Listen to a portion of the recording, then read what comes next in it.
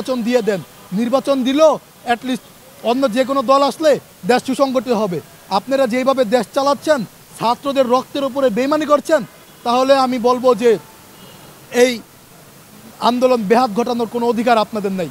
আপনাদেরকে স্পষ্ট ভাষায় বলতে চাই, 40 কোটি টাকা যে খেয়েছেন যমুনার থেকে, এবং আপনারা গাড়ি দামি দামি গাড়ি চলতেছেন আর বলতেছেন যে মানুষের গাড়িতে চলতেছি। নাম্বার প্লেটের নাম কিন্তু আপনার বাবার নামে আছে, এটা মনে রাখেন। নাম্বার প্লেটটা কিন্তু আপনার বাবার নামে।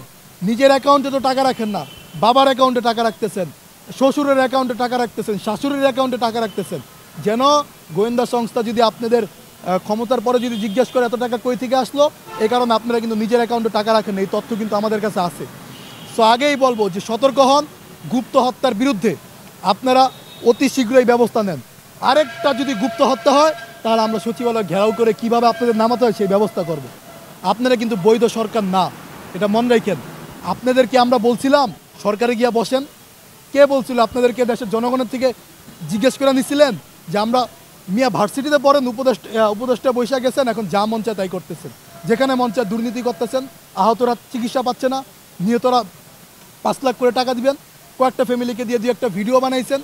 আর ওদের কথা কি বলবো, ওদের মানে লজ্জা লাগে। ফেসবুকে একটা পোস্ট দেয় যে আমরা 2-3 হাজার ছাত্রকে আপনার বিভিন্ন জায়গায় ট্রাফিকের দায়িত্ব পালনের জন্য প্রতিদিন 500 করে দিব।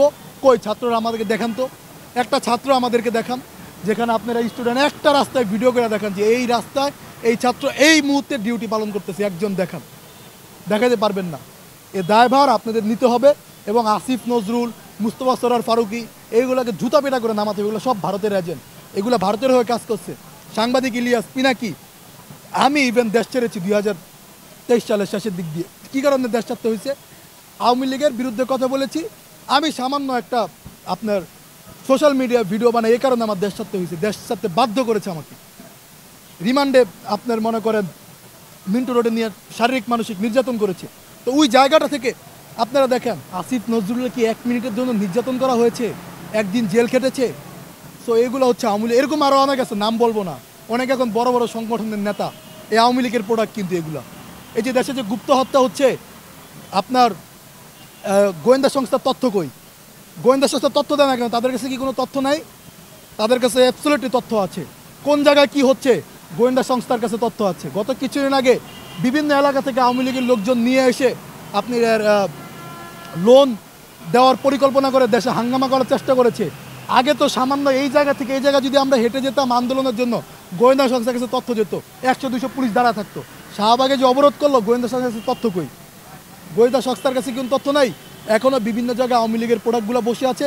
এরা বিভিন্নভাবে চক্রান্ত করছে এবং আওয়ামী লীগকে পুনর্বাসন করার জন্য এরা সক্রিয়ভাবে কাজ করছে। এদের বিরুদ্ধে কঠিন অবস্থান নিতে হবে। আর যদি উপদেষ্টারা যদি না পারেন, আপনারা ছেড়ে দেন, নির্বাচন দেন, নয়তো জাতীয় সরকারের জন্য আপনারা রাজনৈতিক দলের সাথে বসেন। নয়তো ভাই আপনাদের একটারও পাশার চামড়া থাকবে না। এই চুতিয়াভাবে দেশ চালাবেন, ওইভাবে আমরা কিন্তু আপনাদেরকে চালাতে দিব না। আজকে ব্যবসা বাণিজ্য নাই, মানুষের অবস্থা দেখেন। মানুষের অবস্থাটা দেখে বিবেচনা করেন। যারা হাত হারাইছে, যারা এই আন্দোলনে সক্রিয়, এদের নিয়ে তো একটা পোস্টও দেন না। এদেরকে তো দেশের মানুষ চিনেও না, অথচ এদের কারণে আজকে আমরা আপনারা উপদেষ্টা। আপনারা আজকে উপদেষ্টা হয়ে গরম গরম কথা বলছেন, ফেসবুকে পোস্ট করছেন। এগুলা বাদ দেন। এগুলা করতে যাবেন, জনগণের ঘনপিটুনি খাবেন। আচ্ছা, আমার একটা বিষয় জানা, সেটা হচ্ছে যে আপনি বললেন যে 1000 ছাত্র নিয়োগ